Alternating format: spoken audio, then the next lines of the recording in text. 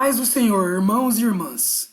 Se você tem um chamado de Deus na sua vida, uma promessa de ser um pregador ou pregadora, ou até mesmo se você já tem um ministério, leve o seu ministério a sério, venha se capacitar ainda mais na palavra de Deus e aprender os detalhes das Escrituras, os mapas das cidades da Bíblia, os costumes e culturas típicas daquela época e muito mais. Acesse o nosso site que está na descrição e conheça o nosso treinamento, que irá fazer você se aprofundar ainda mais nos textos bíblicos. Quem abriu em Mateus 24 aí, abre comigo então, no Mateus 24, verso 6. Diz assim, Mateus 24, 6. Jesus dizendo um sermão escatológico. E certamente ouvireis falar de guerras e rumores de guerras. Ok? Nós vamos ouvir. Vede. Não vos assusteis, porque é necessário assim acontecer, mas, entretanto, ainda não é o fim. Verso 7. Portanto, se levantará nação contra nação, reino contra reino, haverá fomes e terremotos em vários lugares. Aqui, ok. Porém, vamos lá, de novo, 7.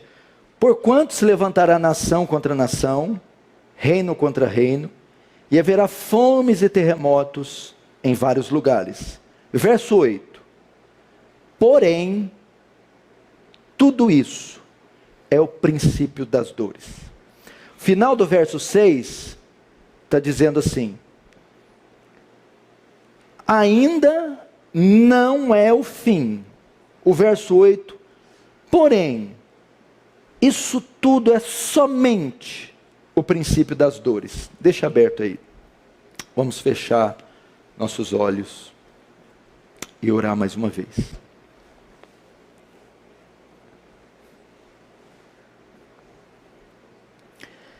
Pai Santo, diante de Ti nos colocamos essa noite, cônscios do Seu infinito amor, da sua misericórdia, cônscios da sua grandeza e do seu poder. Pai Santo, o que nós pedimos a Ti é apenas uma demonstração de graça e do poder do Espírito Santo. Muitos estão cansados, abatidos, fracos e precisam do favor divino para prosseguir. Traz iluminação ao texto, enquanto despeja sobre nós sua graça. Oh Deus, faz teu reino avançar através desse momento. Nos conforma à imagem de Cristo e receba a glória para si, em o nome de Jesus. Amém. Irmãos, algum tempo atrás, eu preguei uma mensagem aqui sobre Apocalipse, capítulo 1, os primeiros versos. E eu tinha dito que hoje, o Apocalipse é o livro mais atual para os dias de hoje. E a razão para essa afirmação é que nós estamos nos últimos tempos. Nós estamos porque de fato somos a última geração, então não há como ter outra geração mais avançada do que a nossa. Estes acontecimentos, as coisas que estão ocorrendo ao nosso redor, causam nas pessoas muita especulação, muitas especulações. Esses acontecimentos recentes, um deles bem trágico, aquele incêndio que está na Austrália desde setembro, devastando toda a área verde, casas, ocasionando a morte já de 20 pessoas e milhares de animais, é de fato assustador. Recentemente agora, esse conflito de Donald Trump e o dos Estados Unidos e o Irã, tudo isso gera nas pessoas perguntas, questões, e principalmente aquelas do meio evangélico, do meio cristão, aquelas que estão atentas às profecias escatológicas. Esse então começa a ser o tema da conversa, dos assuntos do povo de Deus. Se nós estamos próximos ao fim, e conversando com alguns jovens ontem, eles falaram até em uma terceira guerra mundial. Pastor, será que o que está acontecendo entre essas duas nações não são indícios que esses países, bem como os outros, e o mundo inteiro vai entrar em uma guerra? Poderia não ser o estopim de uma terceira guerra mundial, demonstrando assim o fim dos tempos? E pode ser essa questão da sua alma, ao ver essas notícias, esses acontecimentos, nessas áreas da sociedade. Mas eu quero dizer para você uma coisa. Eu não acredito em uma terceira guerra de amplitude, de consequências globais. Não acredito. Até porque as duas últimas guerras que tivemos, nós não tínhamos a tecnologia que temos hoje e o poder de fogo.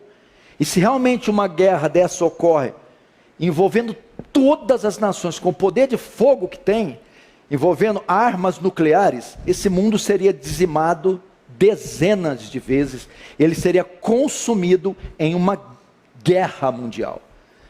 Mas a Bíblia não diz que o mundo vai acabar em uma guerra. É segundo a profecia bíblica que nós andamos. Esse não é o maior indicador da volta de Jesus. Não é o maior sinal da volta de Jesus. Não é uma guerra de consequências globais. Esse é um dos sinais, mas não é o maior deles, não é o mais importante, e não é o que mais vai caracterizar a vinda de Jesus, a volta de Jesus. Então, quanto a uma terceira guerra que vai dizimar toda a população mundial, esqueça, isso não vai acontecer. A volta de Jesus, existem dois sinais, dois maiores sinais. Mas antes de nós sabermos isso, a volta de Cristo, ela compreende duas coisas, ok? Você precisa aprender isso. A volta de Jesus, com a sua volta, acontecerá duas coisas. O juízo dos ímpios e a redenção dos justos. É para isso que Cristo vem. Ela tem duas finalidades apenas, ok? Todo mundo fica falando da volta de Jesus. Jesus vai voltar, volta, segunda vinda, ok, mas para quê? Você sabe? A volta de Jesus tem duas finalidades apenas: juízo sobre os ímpios, condenação, juízo, e a redenção dos justos aqui na terra. Primeiro, a volta de Jesus compreende fogo, compreende punição, compreende castigo.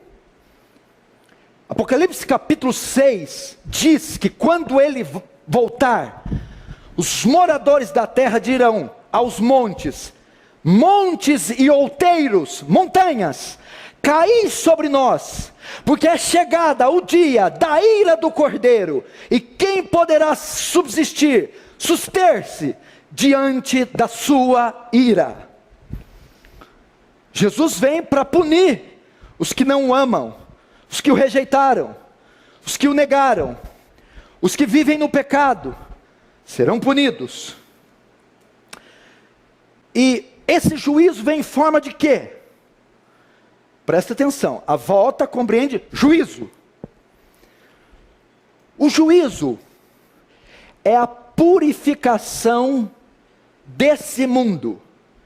Purificar esse mundo do pecado, da iniquidade e das atrocidades que a humanidade vem cometendo há muito tempo. Isso é juízo. Na época de Noé, presta atenção, Deus também manifestou o seu juízo e purificou a terra. E o elemento que ele usou foi água. Não é isso? Dilúvio. Que o dilúvio veio? Varreu da terra toda a raça humana. Toda a raça humana. Sobrando apenas 8 pessoas dentro de uma arca. Ele dizimou toda a população da terra. Ok? Com água. Com o dilúvio. No segundo advento da volta, ele vem também, com uma das finalidades, trazer juízo. E o trará com fogo. Ele vai consumir com as suas 7 trombetas e as 7 taças, punindo os homens, os incrédulos, os abomináveis, os adoradores da besta, aqueles que têm a marca na testa ou na mão. Ele fará isso, ok? Mas, qual é a data certa de aplicar o juízo? Qual foi a data certa de mandar o dilúvio? Amanhã? Mês que vem? Daqui uma década? Quando é que o juízo de Deus é aplicado? Vamos lá. Para termos uma noção de como vai ser no nosso tempo, vamos voltar na história onde isso já foi repetido. Quando ele aplica o juízo dele sobre os antediluvianos, os homens na época de Noé, quando ele fez?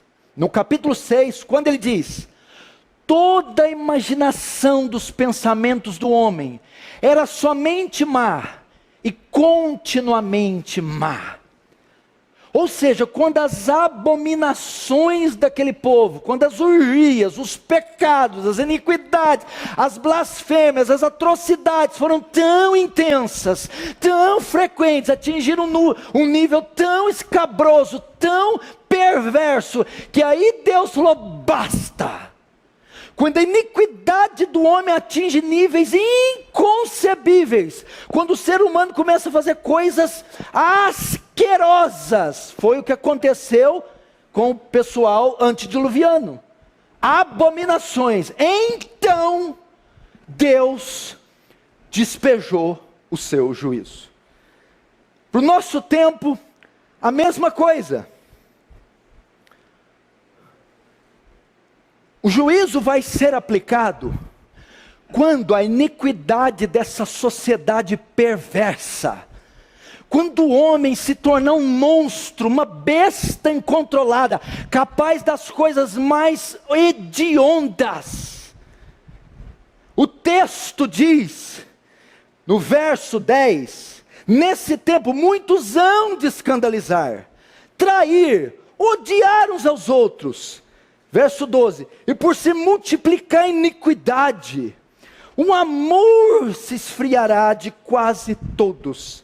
Esse é o sinal.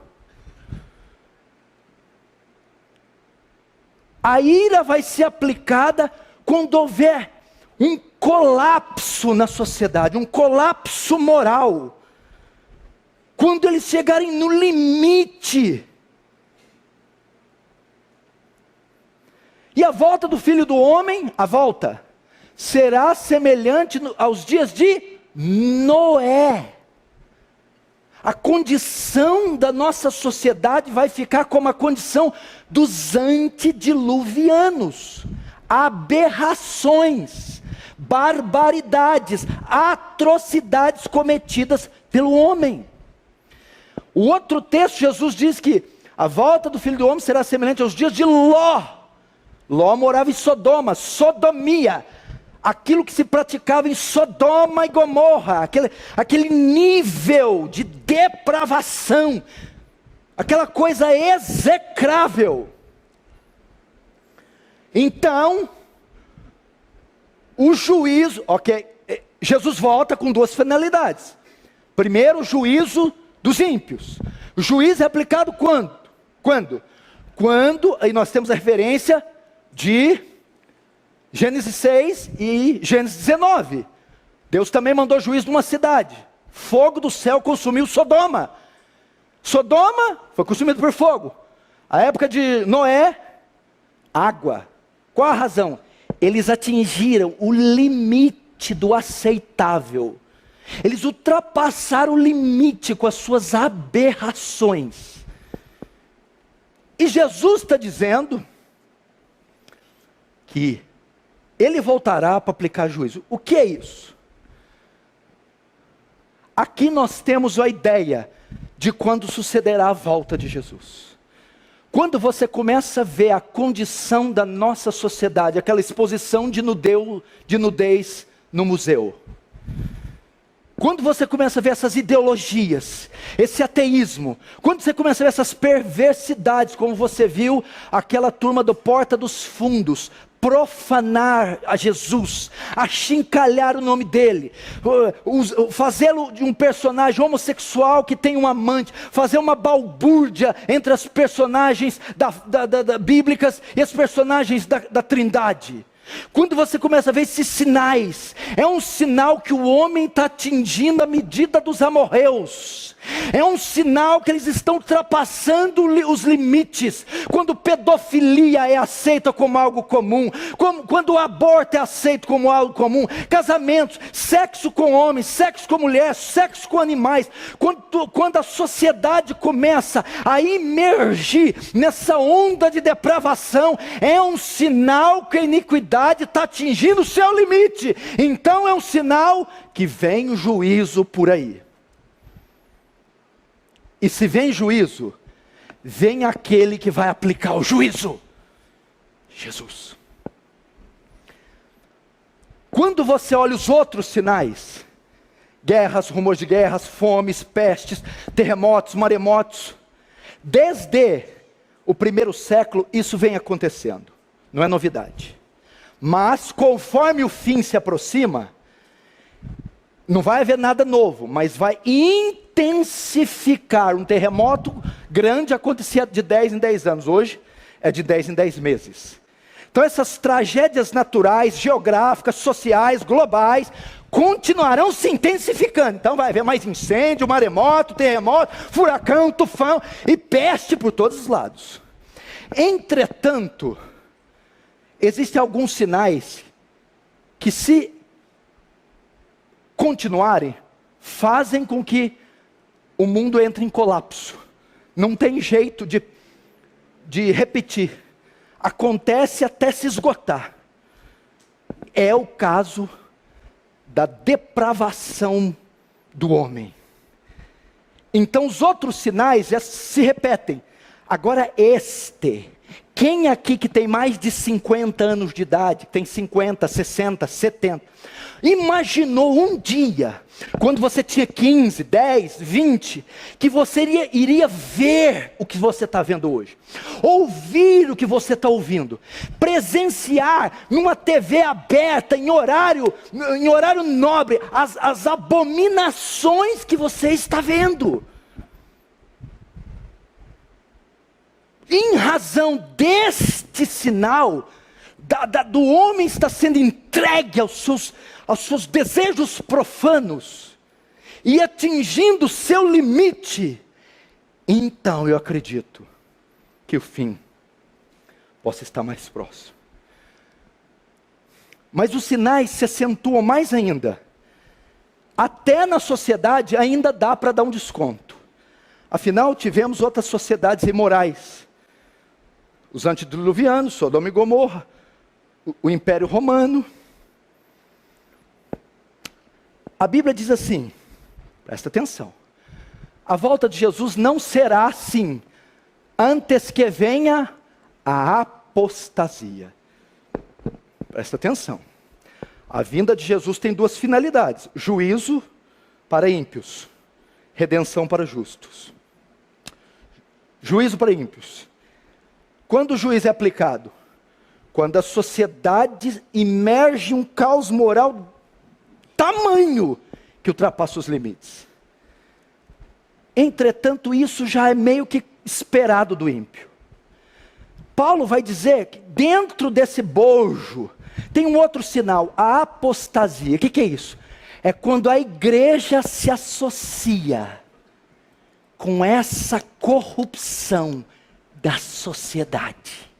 É quando os mesmos escândalos que você vê na mídia secular, você vê entre o dito povo de Deus. Ali então é a gota d'água. Ali é a gota d'água. Não será assim antes que venha a apostasia. Esse sinal não acontece entre os ímpios. Esse sinal acontece entre a igreja visível, organizada, entre os ditos cristãos. E nós começamos a ver aberrações e abominações envolvendo pastores, ministros, dirigentes de louvor, cristãos.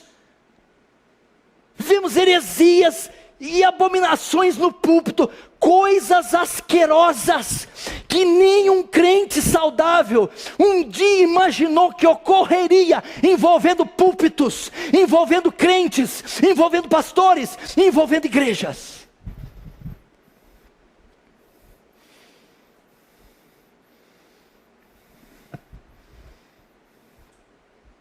Então,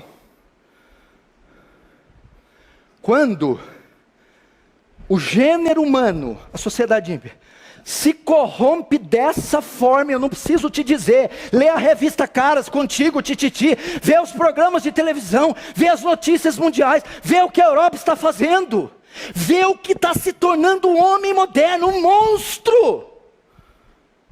E quando você vê a igreja também fazendo parte desses números, quando eu digo a igreja, não é a formosa, redimida, lavada, regenerada de Cristo, é a igreja institucionalizada, é a igreja visível, é a igreja como um todo.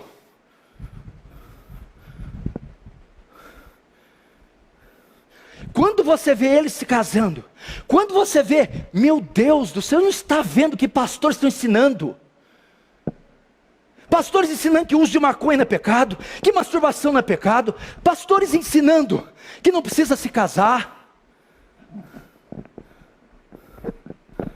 Uma vergonha. Você não está vendo? Você que é crente mais velho sonhou que a igreja de Cristo ia fazer o que está fazendo.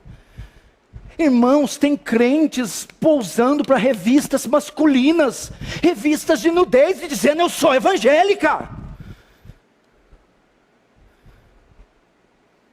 Um mundo dentro da igreja, um antinomismo, nada mais é pecado, libera maconha, libera tudo, libera sexo antes de casamento, libera segundo, terceiro casamento, adultério. Isso não está só sendo praticado, mas ensinado, pregado. Isso virou postulado da igreja moderna. O que importa é ser feliz. Então, quando essa corrupção, quando esse declínio moral da igreja, quando esse declínio moral da sociedade se associa com o declínio também dos ditos evangélicos, e quando isso se une num palco de abominações, então é um indício que o cálice de Deus está espumando. É um indício que eles estão atingindo a medida dos amorreus. É um indício que Deus está bufando as suas narinas e dizendo: chega! Chega, vocês ultrapassaram o limite. Então quando eles atingem esse limite, então a ira de Deus vem. A ira de Deus é aplicada. E quem aplica a ira? O Cordeiro. Então, esse é um sinal da volta de Jesus. Ele virá para aplicar o juízo nesse mundo perdido. Quando esse mundo atingir o limite máximo da iniquidade.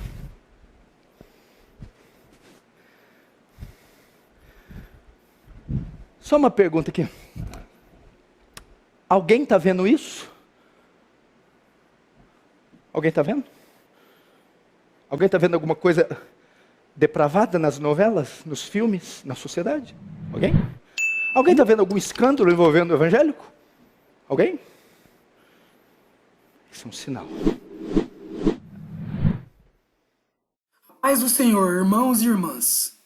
Se você tem um chamado de Deus na sua vida, uma promessa de ser um pregador ou pregadora, ou até mesmo se você já tem um ministério, leve o seu ministério a sério, venha se capacitar ainda mais na palavra de Deus e aprender os detalhes das Escrituras, os mapas das cidades da Bíblia, os costumes e culturas típicas daquela época e muito mais. Acesse o nosso site que está na descrição e conheça o nosso treinamento, que irá fazer você se aprofundar ainda mais nos textos bíblicos.